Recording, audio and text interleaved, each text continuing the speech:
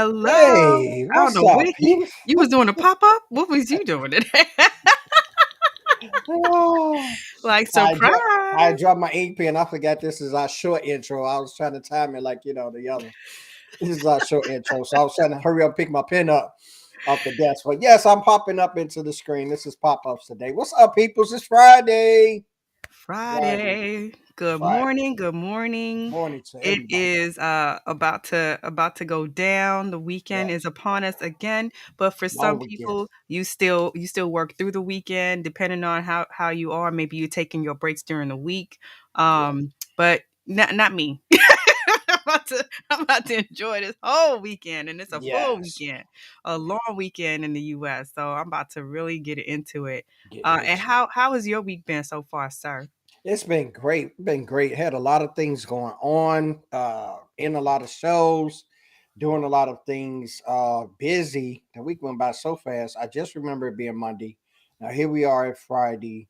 And I guess us being on shows and having lives, it really helps push the week as well. So we get involved with a lot of things, and by the time you know it, that adage is very true. Good times fly when you're having fun. So we're having fun, and the week has just went on. It is cold a little bit today. My allergies are straight kicking up because pollen is back and kicking and raring. It's about in the 60s today. So it's not going to spoil my weekend. It's supposed to be 89 for Monday. So I'm looking to dip my toes in the water. Ah, shucks. Here you go. You and many others. I Yeah. think officially the what is it? The lifeguards are on duty. So okay. Yes. Yes. Oh, no, I'll go out there. I don't even get them. They don't have no work to do when I come. I walk along the sand, put my feet in. When it run up, I go back the other way. When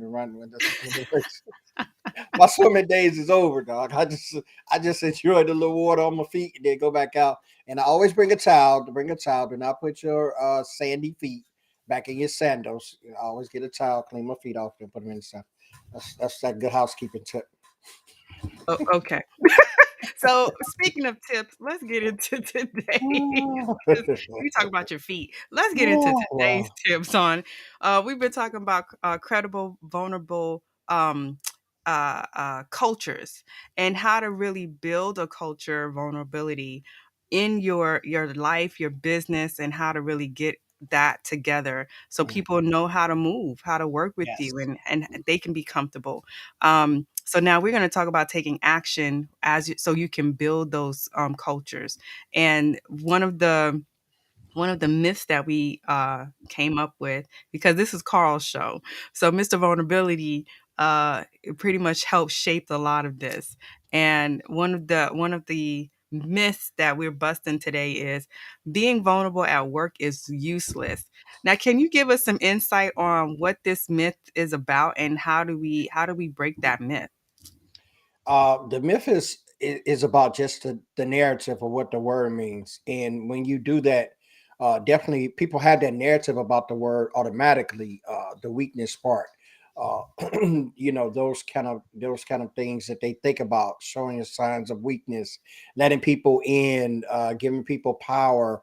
But I say that they say that it's useless because using that kind of perspective at work, most people work in a cutthroat, right? So to show yourself as being vulnerable in a cutthroat really doesn't logically make sense, right? But the thing about it is, showing yourself vulnerable in a cutthroat cultivates relationships, because what it does, it gets individuals that you're working with to understand the person that you are. Cutthroats will be cutthroats, but in essence of it, they are only that in the perceivedness of what they're trying to achieve. So when Hmm. you change the narrative of you not really being weak, you just think this should be maybe a team aspect. Maybe it should be an aspect of that we both grow together. It comes with that strategic part, and I can't say that enough. In using your vulnerability, you have to really be strategic in it. And in that, I mean, the discernment part. I've heard others speak of that, but it's not useless for the simple fact that you're cultivating relationships in a manner that's not the norm at work. It's not norm for people at work to know things about you concerning your personalism. And your personalism is not, you and the husband had a fight, you and the wife, y'all got into brawls. Not that, but it's the individual person that you are that people need to understand. And in understanding that, yes, when you get those that disrespect that, absolutely. I'm not saying that you won't, but what you will do is cultivate some awareness around the kind of person that you are. So that's why I said that it's a very big myth because we think it's useless for us to show that. It's not. It's Right. actually giving people's boundaries to who you are. It's establishing boundaries of what kind of person you may be. And it's also telling people that this is the way that you roll. So we don't have to do that in the essence of being, I love to pick names, y'all. They don't have to be the essence of having Mary there and you speak to Mary every morning and Mary's always agitated. Well, Hmm. there's some points and places in that where you, as being that coworker, be like, "Hey, Mary, I noticed you this and that." And see, I don't know. I'm just that kind of person, right? This is not for everybody, but everybody can do it. Because if I'm noticing I'm speaking to you every day at work and you're not saying anything to me or you're grunting, you know what I mean? Or you say, those kind of things. I had some coworkers speak to me like that. I would catch them later on in the day and just ask simple ask questions. Yo, man, everything's okay. I spoke to you this morning, or I've been speaking to you for a few days. Nothing. Sometimes people just need that person to kind of interject. And now, my co-host over here, my hostess with the mostest, she be like, "Yeah, let them go on." Also, I let them do, let them do their thing. But that's how I build relationships, and that's the way that I do it because sometimes we need that. Not sometimes, all the times we need that interaction. So being vulnerable at work is not useless. It brings up the boundaries lines. It sets the boundaries, and it also gives people the confidence to move with you. You want to have people to have confidence at you at work. You really do. I don't care what nobody say because a lot of people holler that I don't care what nobody think about me. Lies. People care what other people think about them. Now, does it drive Hmm. them, make them do different things, whatever? No, but no one wants to be talked about all the time, especially in a bad light. I don't care who That's you are. I right. don't care how hard you are. I don't care how cutthroat you are. I don't care how ruthless you think you are. You still want people to have positive thoughts for you. So, in essence, to do that, be vulnerable with some of the things that you have to do at work. Be vulnerable with asking for help. I ask for help sometimes, even though I know it, just because I know that person isn't always into doing things or they're shy about things or I've seen their work and they're very good, but they don't know how to articulate it to others. I go ask them questions so they give them an opportunity to shine. This is what real leaders do, y'all. Y'all should work for me. Seriously. I do it like I say it. So yes, But rem- that is a myth. And remember, we also covered that being vulnerable doesn't always mean that you're asking for help. Mhm. It's also a place where you can show that you're accepting of other people's I want to say input, other Mhm. people's insights, because maybe you Yes. don't know how to. You might have an idea of, okay, you know what, this is what I would like to do. This is what I would like to see in this space, in this culture, but someone else might have another idea. Someone else's perspective might allow you to alter what you do. So allowing others to shine doesn't always mean that you're being vulnerable in a bad way of you need help, but you're being vulnerable to allow others to now come in and shine. You don't always have to be in the spotlight. So I think that's where being vulnerable at work is very useful because it allows others around you, especially if you're in a team setting, it allows others to come in and take the lead, take control on a project every now and then. That's where that also comes in, especially as a leader. You don't have to always be the one dictating, giving the orders, giving the schedules, giving out what should people be doing. Let them choose, let them decide, and then you guide them. You guide them to say, okay, I like where you're going, but how about we tweak it and do this? That's where all of that can also formulate a better relationship for others in there. So as we're taking action and we're building these types of cultures to Mhm. allow vulnerability to be the root of part of that foundation, let's talk about some of these action items that people can do. And one of them is to start small and then start learning as you go. And what when you started to think about this, especially as you talk to a lot of the C-suite people that you work with, what does start small look like for them? Or when you thinking about it in your mind, how could you give some examples of starting small and learning along the way? That's a great question because when you start small, that start small has a different definition depending on where you are. Hmm. C-suite, the first thing I say with the start small, humility. Humility has to start at the C-suite because first and foremost, they're not humble people. I mean, I'm just saying it. I'm just saying it real. I haven't met a C-suite person, and they can mask it with a confidence. They can mask it with whatever term they want to use, whatever adjective they want to use. Most of the time, it denotes and it hangs around the shore of arrogance. It hangs around the shore of cockiness, and that's fine. You need those kind of attitudes to excel, but you just need a premise of those attitudes, just meaning the action of. You don't have to be arrogant to be a C-suite leader, and you don't have to have the cockiness as well. They borderline that on confidence. Oh yeah, I'm just confident in what I'm doing, but your air says different. So in the C-suite, I talk to them about being humble, being having humility in the way that they deal with people, in the way that they accept people, in the way that they respect people, honor people's feelings, honor what they give, honor their dedication. There's a great thing in honor and respect, and that doesn't take anything away from the individual that's giving it. That actually is a better perception of you by the one you're giving it to. So I start with them, and the leaders starting small, going all small, engage with those you're leading, engage honestly, authentically with those that you're leading. Don't come to them with the nonsense because they can read through it. Don't come to them with the pretend like this is what you're doing because people will read through. People are not idiots.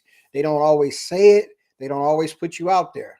Everybody's not about that life. Everybody's not about making you look simple, and it's not their cause. But I start on that end with leaders because I want them to understand. You have to understand who you're leading, and that's the best way that you're going to get out of them what you need to get out of them. Oftentimes, I think about it in sports because I played sports, so a lot of my dynamic thinking goes that direction. I think about Belichick and Brady, New England, for the dynasty that they built with so many championships over there. You had two headstrong guys, a coach and a quarterback, and you had both of them at points and times thinking they had the better way of doing it. But the perception on the outside was like they had a well-oiled machine because they respected each other. Though they didn't always think the same way, they showed respect to each other in the essence of their fields and what they know to do. And this is what the C-suite has failed to do for so many years with those up under them. You didn't respect the value and the dedication and the blood, sweat, and tears that these people put in. Or you've gotten to that point, you came out of that gutter and you forgot all about what it took to get you there. So I also start with humility with that. That is the best way to start small. Humble yourself. Think about some of the things you would want to be said or done with you and learn along the way in the essence of that. Take that in, jot it down, mental note, identify that.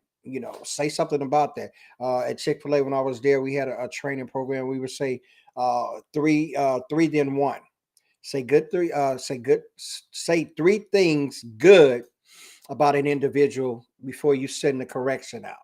So that was a pattern that was taught for leadership. Say three things good because you always want to build up, and then that softens the blow of the correction. So when you say, "Yeah, I like how this was done. I like how you got everything together. I like how you get this tray. I like how you was able to get the customer's response and all that."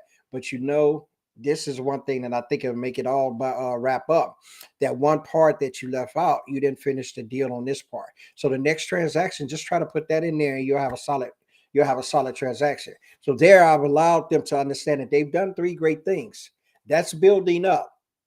That's building a foundation of confidence in them. And the one thing that they didn't do, I slid it in as not a correction, but an additive, an add-on. The next time, put this in there, and I bet this or this and this and that. So those are the kind of things that we need to learn as leaders along the way. And I like that you said make it a additive because Mhm. what I've learned too, and because I've learned to do that. If I'm giving some feedback, I focus on what's good first. Yes. I try, and I'm learning to keep practicing on it. But as I'm giving the feedback, giving the positiveness, I try not to negate it Mhm. with any words like but can kind of negate Yes. what you say in the beginning. So I Mhm. try not to use but. It's so easy that you just want to add that on and say, you know what, but you did great, but it almost negates all the great stuff that they did. So it's just a weirdness of words. Words are powerful. Words have meaning. So the use of that, we have to just learn how to use them with certain things that we say and do. And I love how you're saying for us to, start small in allowing people to get that good feedback. Also, we should also, as we're being humble, start to respect the way others think. We tend to expect others to catch on or respond the way we would. We don't say it, but we our behavior shows that. And Yes. we have to be mindful of that. People are going to take information in differently. We have to pay attention the way we're speaking to people, the way they're because if someone says, I don't like how you spoke to me, and in your mind you're like, well, I didn't say nothing to you. No, now you're not paying attention. You may think you're saying it a certain way, but others are taking it differently because they're the receiver. Now, I'm not saying tiptoe and tap dance around emotions and around what because sometimes it's used against us. What I'm saying is, be mindful of how we speak to others. Be mindful of how others are receiving our words, and then make sure that whatever we're saying and we're putting out there, we're doing it with respect, we're doing it with kindness, we're doing it with love for that person's well-being, because that takes a lot for someone to take in criticism. And it's a lot of us have that work we have to still do, inner work that we have to do to allow us to take in criticism, because we don't do that well. So we want to have that's part of being vulnerable, to take in criticism. Us as the leaders, we don't always have to be in the C-suite to be seen as leaders. So Mhm. that's why I say us as leaders.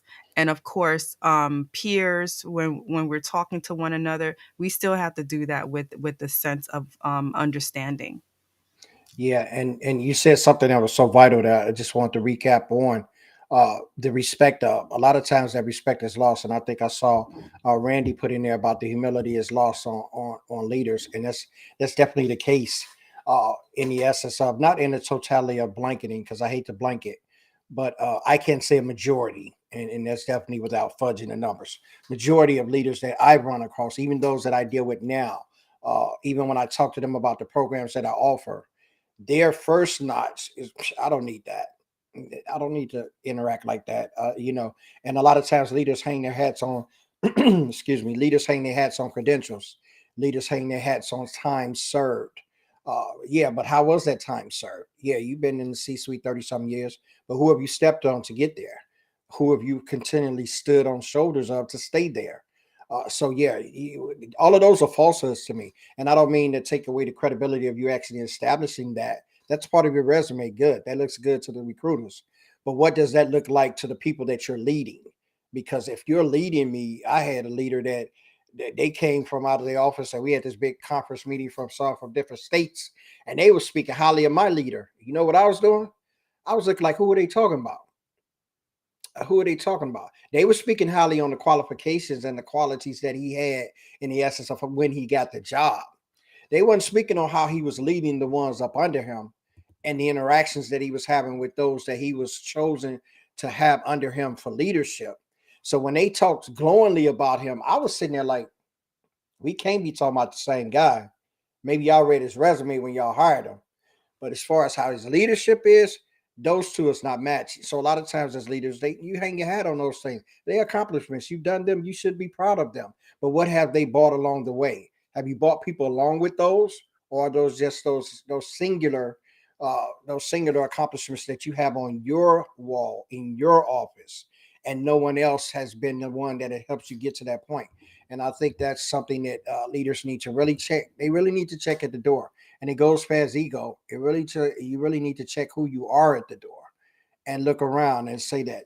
Can any of you leaders go out on the floor that you lead, even this present time, and look at those people out there that's under you and be proud about what you've poured into them? Yeah, that's self evaluation right there. That's the truth on Friday. And part of that self-evaluation, as we mentioned a little bit, you got to get comfortable with being uncomfortable. Oh, my favorite part. From the moment we started our series, we've always put that out there. You have to get comfortable with being uncomfortable. So self-evaluation, people evaluating you, it comes with the territory, and it comes with you knowing that, okay, is this coming from a place of respect? Is this coming from a place of you they trying to put me down, they're trying to hold me back? All of that comes in, all that plays a role. So once you start to understand, like, you're learning along the way, you're taking little things at a time, but you're also looking towards others to be models of, okay, what can I do better, how can I improve? We spoke about the lack of mentors out there. A lot of times mentors would have helped you with this. They would have taken you under their wing and said, you know what, we could do a little better if we did this and that. You're doing great here, why don't we try this? Those were a lot of roles that mentors took on. And unfortunately, so many industries don't have that anymore. So we need to look towards each other, we need to look within our realm of those type of people to take on that mentorship role without calling themselves our mentors, and Yeah. seeing how can we do better, what are they doing that we like, what is it that they're doing that we can see others are appreciating. I have a mentor at my corporate, and he's awesome, and I always tell him that, it's like, you better than me, because I would have been cut them down. But I know, but I know that I can't always shut people off when things aren't going right. So I look to him all the time. I ask for advice all the time. Okay, is it just me? Am I overthinking this? And there's times, and he was like, nope, you're right, but we can't, you know, go at their neck. So let's do it another way. Kill them with, almost like a kill them with kindness, Yes. or throw back the ignorance, or throw back the question, that ignorant question that they sent you. Just give it back to them. Just send them back that question and ask them, is this what you meant? Kind of thing. Show them that I don't think you know what you're talking about, kind of Oh situation. wow. Oh wow. Without going after them, which, that's usually my thing. Like, you know what? Yes. Let me dead Yes. this. Yes. I'm a dead Yes. this right here. But Yes. that's usually what it is. So I had to get comfortable being uncomfortable, being vulnerable to someone, my Mhm. mentor, who I always say to him, like, look, I don't even know what's going on with this person. I don't know how to respond to this, because to me, this is what I'm seeing. What are you seeing? And then I usually wait for him to give me that feedback first, and then I'll say, okay, this is what I thought. Da da da da da. And then we work it out, and then he helps me maneuver. But that's where my part came in, and being in a culture where I can ask someone. But then I know, for me, if that's hard for me, then if I see someone else and they come to me, I can do what my mentor is doing for me, I can do that for someone else. So that's always a part of it too. You're not just trying to be uncomfortable, but you want to be uncomfortable in a way that you remember how you felt in that moment. So if someone else is in that position, you can help them.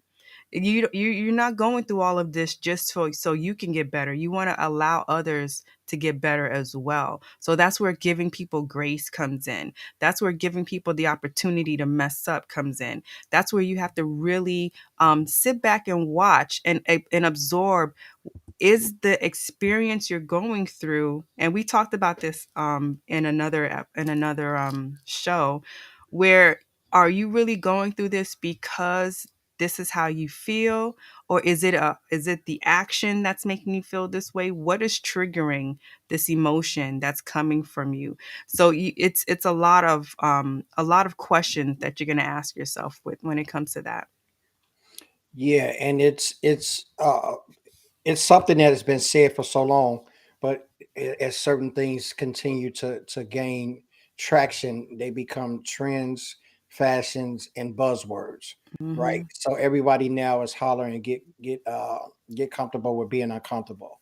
And what does that? But what does that truly mean? That has a different meaning depending on who's voicing it and who's. We all have a threshold of being uncomfortable, but some are higher than others. It takes Even that goes along with being embarrassed. It takes some people a whole lot of things to be embarrassed, and it takes some things, some people just lightly. If you say their name about a project or something, they're embarrassed to that. That's the same thing with being uncomfortable. There are things that drive me, that push me to a place that's saying, that's not really uncomfortable with me. I'm comfortable being there. So regardless of however that makes you feel, or makes you squirm, or makes you act any other kind of way, I'm comfortable in that. But most of the time, the higher your threshold, the more comfortable you are with being uncomfortable. And those things that you have to garner as far as boundaries for yourself. What are you comfortable with? And how is this uncomfortability being a help to others, or is it being a hindrance to others? Because sometimes we can be so comfortable in the uncomfortable situation that we don't even see how it's affecting those around us in that same situation. Yeah. And this is where the self-awareness of as a leader come in. But a lot of times those situations where we are uncomfortable, we're put in those places to learn and grow. That's the thing that we constantly missed about it. And we don't push the boundaries on things in those essence because fear plays a big factor in that. But it's uncomfortable Mhm. for us. There's no growth in comfortability. And when I say that, that's not just a hashtag. That's just really it. If I'm comfortable being and doing the same thing constantly, where's the growth? Where's the growth in there? Well, for an athlete, yeah, you're gonna do that same repetition or same things. Yes, you could do that and grow, but at some point in time, you're gonna achieve that if you continue in that. So where does the comfortability last at? So yeah, athletes get up. Kobe used to get up after the game, and they talked about him so much. He's legendary. After a Mm. game he's just played, he would still be at the gym shooting thousands of more shots after he just played a 3 hour game. So he's uncomfortable with it. He was uncomfortable with the way the outcome came in the game, and he wanted to work on that. There's points and places as us where we get uncomfortable, and we need to stay in there until we've accomplished the comfortable of that. And that doesn't necessarily mean that we have to move out of it because it's it makes us squirm. It makes us think about things. Stay in that place until something is learned. Stay in that place Mhm. until improvement has been given to you. Stay in that place where someone sees something different in you. A lot of times, excuse me, a lot of times we don't take on those measurements of being uncomfortable because we're fearful of what someone else will see about Mm. us. It might tell on us if we stay in there too long. Someone might see that we're not all we say we are. Someone might see that you're not the person that you're putting out here as a painting. Someone will see that. So a lot of times we just want to switch the atmosphere. We want to change the dynamic in that. But getting comfortable is that it's all about growing. When you're uncomfortable in the spot, like we used to be uncomfortable about the videos and doing videos, and that was where we met at a video challenge. And I wasn't uncomfortable about seeing people and talking to people, but I was uncomfortable about pointing a camera at me and talking to it. So I was uncomfortable about that. And it took some work over there. It took some time over there. But then I got comfortable with that. So now what I do, I go to the next thing. We're having lives. We're doing these in sessions, those kind of things. So you move to the next thing because that comfortability is your roadmap to learning and growing. And when Mm. you get to the point of it switching to comfortable, you need to move to the next stage of what makes you uncomfortable because that means you need to grow some more. All right, and I loved how you're saying, as you're growing, it's Mhm. beyond your comfort zone, and a lot, or you're nervous because people will see, well, you really don't know everything that you're making out to be. That's where I want to connect that to how you said some people just live off of those titles or those degrees that they caught. Yeah, a lot of times that's what people use to say, "Oh, I'm qualified or I'm ready to get to that next level." But are you really? Because part of you having those titles and degrees should be to open doors for you, but also does not negate you listening to others. Mhm. Don't let those titles fool you, and try not to allow titles to make you too nervous to approach someone or correct someone, because people love doing that. They love throwing their titles like you shouldn't correct them. Absolutely not. You Yeah, should correct everybody with a title. The absolutely. people with the titles are the first people you correct. Absolutely. Those are the first people you come for, because a lot Yes. of times they may not even be up to date as much as those who don't have titles. I've Mm, noticed that people who don't have titles, they're not afraid to question and dig deep and research and ask for work on a constant basis.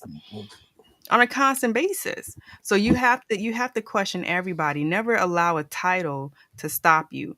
I think where people get into problems is they're not respectful when they ask these questions.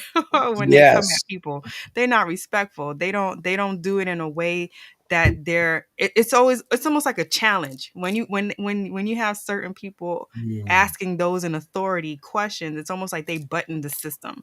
They trying to challenge the system. Not all the time.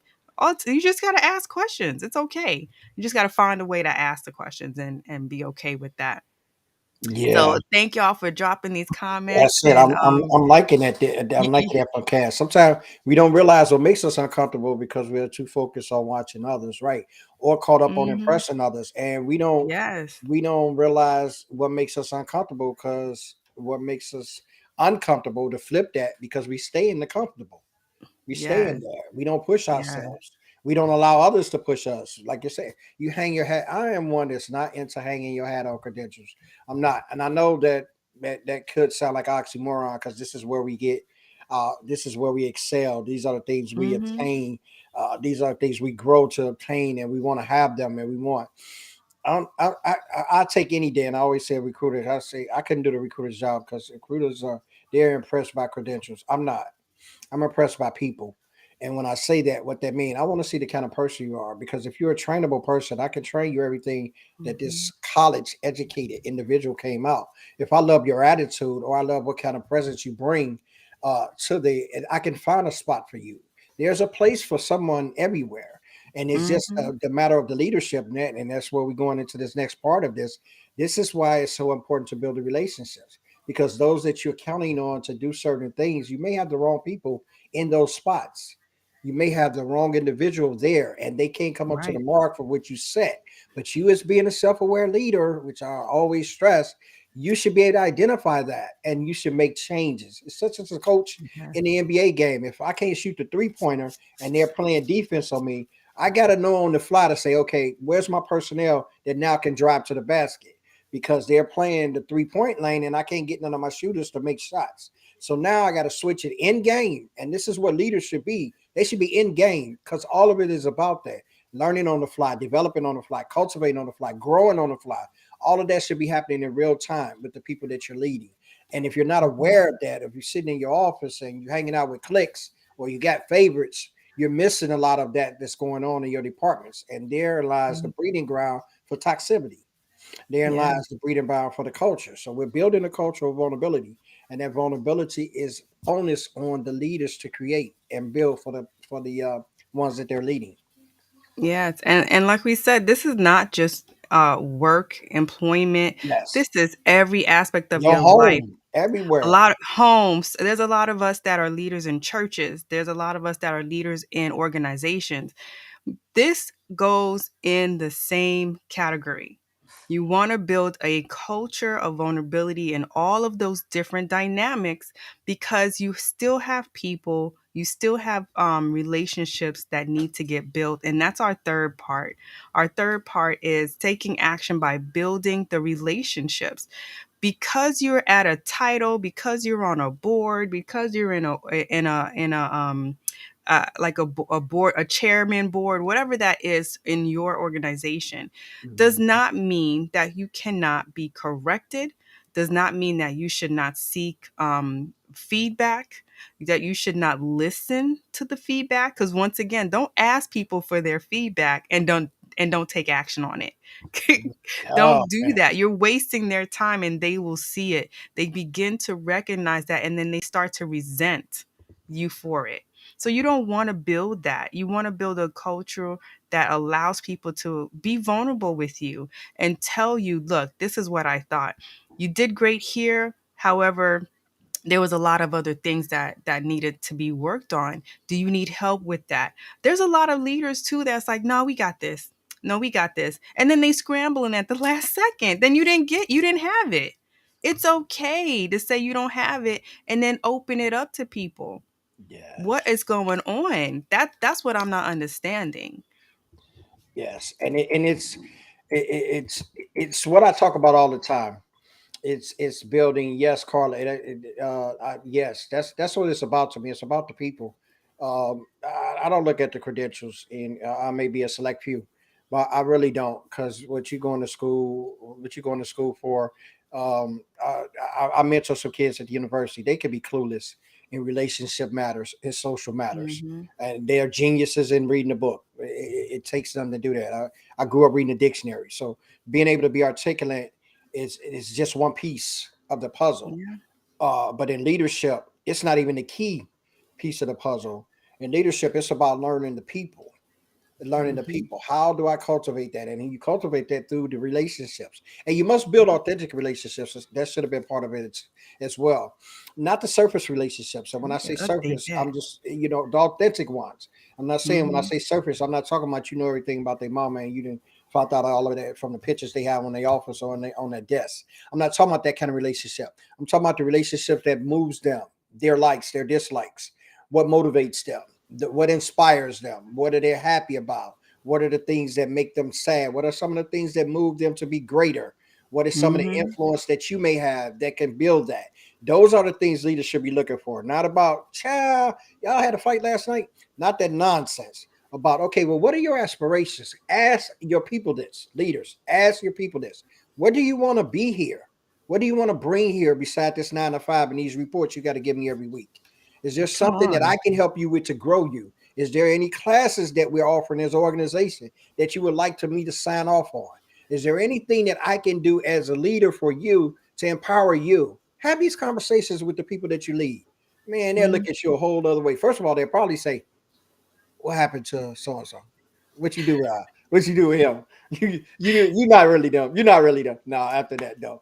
But for, all jokes aside, ask them. Have those kind of conversations. Those what builds relationships. It's important. So when I first started talking to Charlene, I started dropping all kind of things. I didn't go at her with a whole lot of foolishness. I just went to the deep dive. Yo, what's this? Why are you doing this? Why are you not letting people know about Mm-hmm. this? I started cultivating those things to build a relationship. So then I got a track record. Then I got something to build off of. Because once I've got that, I say, okay, when I deal with Charlene, she told me this, is that. Okay, I put that in the back. Okay, so I'm gonna cultivate this, I'm gonna cultivate that, I'm gonna cultivate this every time we interact. That's building confidence in her. That's building the relationship that we have. That's building the trust that she'll have for me. And that's just to Mm-hmm. continue to tell me things when they're not going right. So now you have that confidence in that relationship that's authentic to say, okay, I know I could go tell Carl because though he's our leader and he lets me know things, I feel okay telling him that I failed at some things because I know he's going to Right. give me some path or directive to change that and make me better. He's not going to put it out in a conference call or a conference meeting and call a meeting with 900 people and you know you only Use talk it against you. yeah. You know what? Yeah, Abby here. I'll tell you, we did this and I told her time and time again, and you just shamed her for what? You broken confidence, Mm-hmm. you broken trust, you broken even what she could be. And we don't Right. realize that we have the power to do that as leaders. We have destroyed many people in leaders. Leaders have destroyed many people up under them, and they've carried away from them some pain, some hurt, some distrust, Mm-hmm. and you Yeah. built that just because you didn't acknowledge the person you had up under you. Yeah, and you make a great, excellent point of stop using people's weakness against them, especially to shame them in front of others. Mhm. That's not why people are being vulnerable to you. You should be looking at that and saying, okay, I know that some issues are happening with you, or I know you're nervous to do these type of things, or I know that maybe there's something going on at home. Let's do this. For the meantime, maybe we lighten your load. Maybe we put you on this project, give you more time. You can leave on time. You can do those things. That's how, as a leader, you take that information and you allow them not to fail, but you allow them to alter their work environment for a moment, and then see how that can allow them to lighten up whatever else is happening. If you see that maybe you want them to do better with presentations, then like Carl said, let them sign up to maybe something like a Toastmasters, or things like that. Certain companies have Toastmasters within the organization. You can have them sign up. They get to become better and improve themselves when they're speaking, when they're presenting, and then now they can go into meetings with more confidence. Those are the things that you want to look for as you're building these authentic relationships. You're paying attention to what's going on. You're paying attention. If someone you see is great at organizing, then you give them more projects. You give them things that allows them to organize. You that's what you do. But it's almost like you're stepping away from paying attention and taking action. Those two should come together somehow along Yes. the way. Yes, and it's all about building it authentic, and the authenticity goes both ways. You can't expect them to be authentic and tell you things when things aren't going well with them on the worker part. If you're not Mhm. being that same authentic with them as the leader part, because they Yeah. must work together as a tandem, and they must have the confidence in you to do that. It's an amazing feeling, and it's not bragging about it. It's how I've been all my life. So even from the kid on the playground that organized the kids to say, okay, let's do this as a game. It starts from that, and it's always wanting to see someone else shine. That was always my thought process, because I could get mine. I always thought like that. I could get mine if it's something I want to really delve into or really want to do or really want to be better at. I can focus myself and get that. Everybody don't have the skills and tenacity that you have. That's why everybody's not a leader, though they put the Yeah. title on some to be that. For the most part, leaders are given they're given that direction and that instruction and that empowerment because something was seen in them along the way.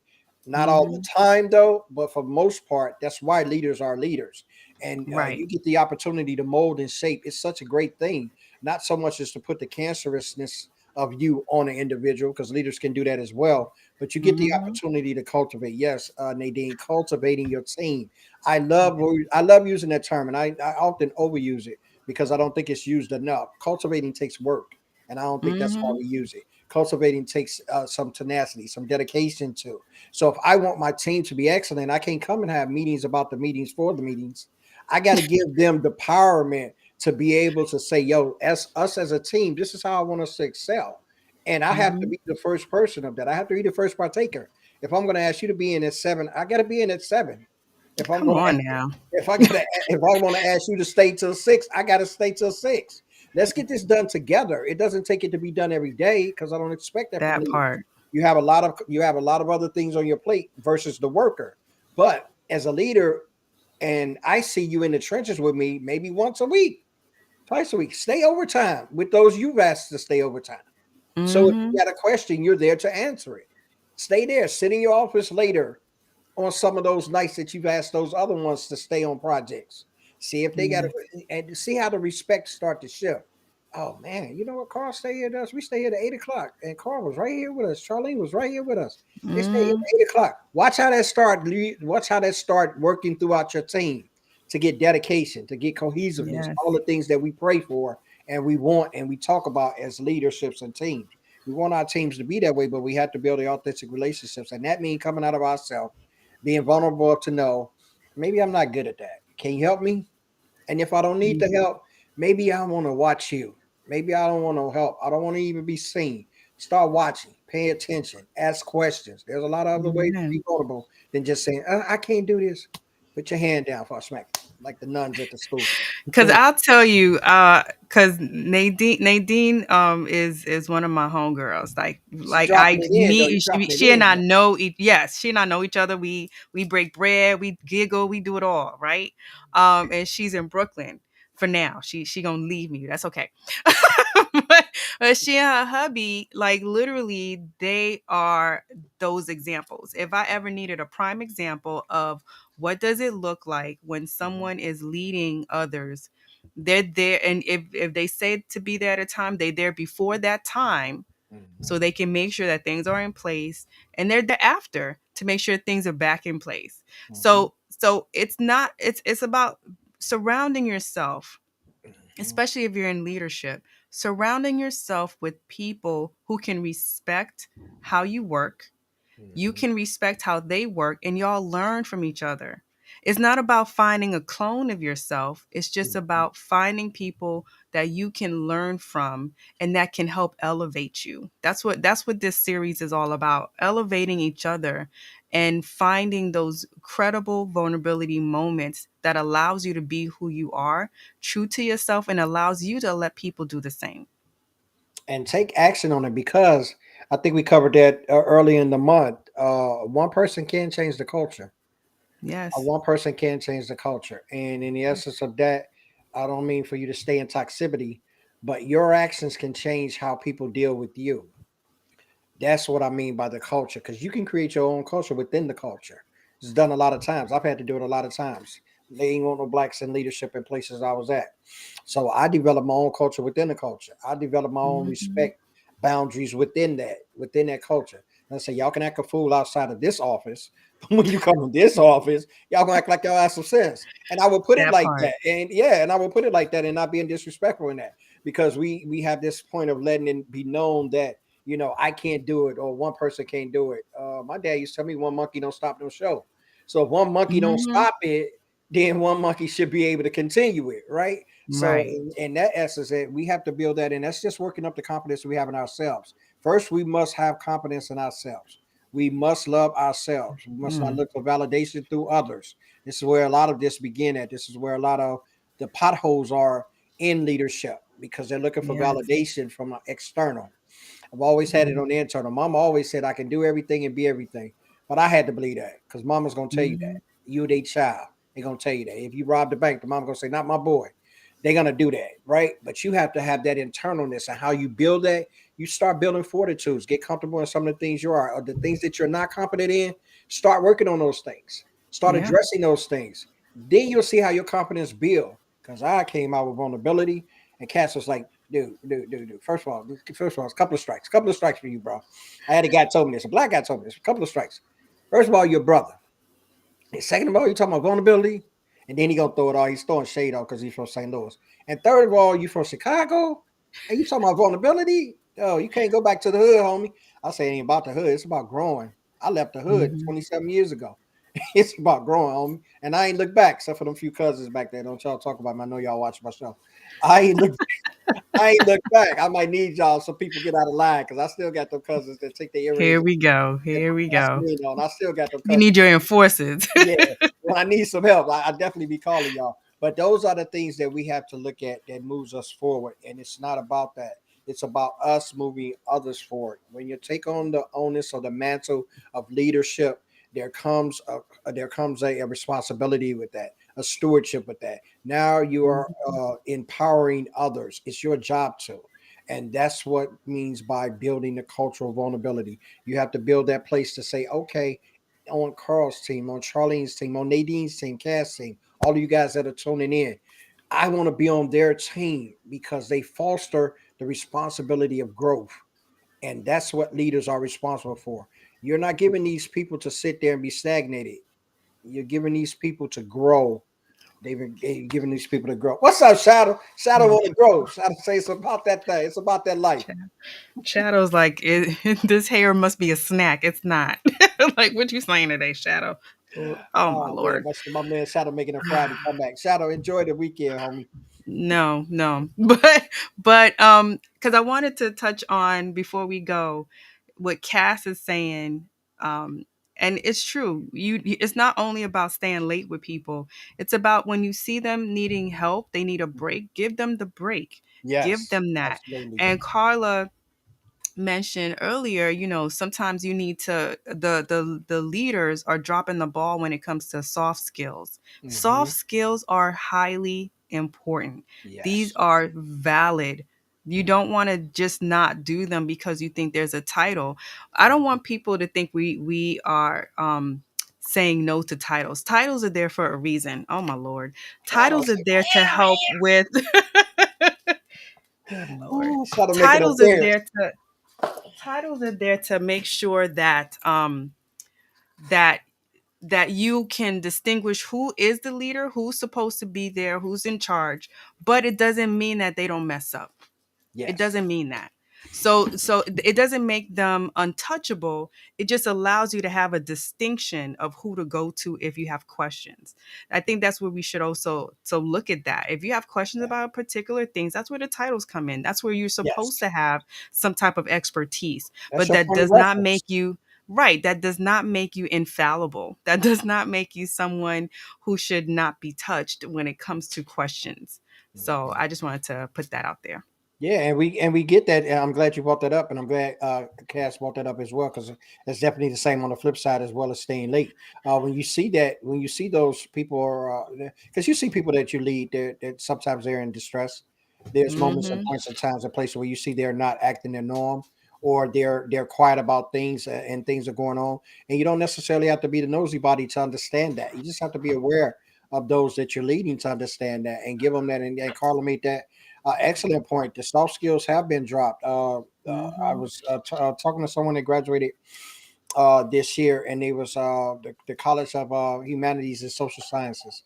They had one of the highest graduating classes out of that college at this Mm. university for the past 10 years. And I say, you know why? Because that the humanities and social sciences, that's where you learn a lot of your social skills and your soft skills in college. So when you have those people that's in those majors, a Bachelor of Arts is really what encompasses that. When you have those in those majors, those are people that are excelling in those soft skill parts of life. And it's not that they're not intelligent as the engineers in the engineering or the doctorate programs or those kind of programs. It's just that they have the innate ability to understand from a soft skill perspective. Because soft skills, they can't be taught. And I beg to differ if somebody say you can teach somebody soft skills.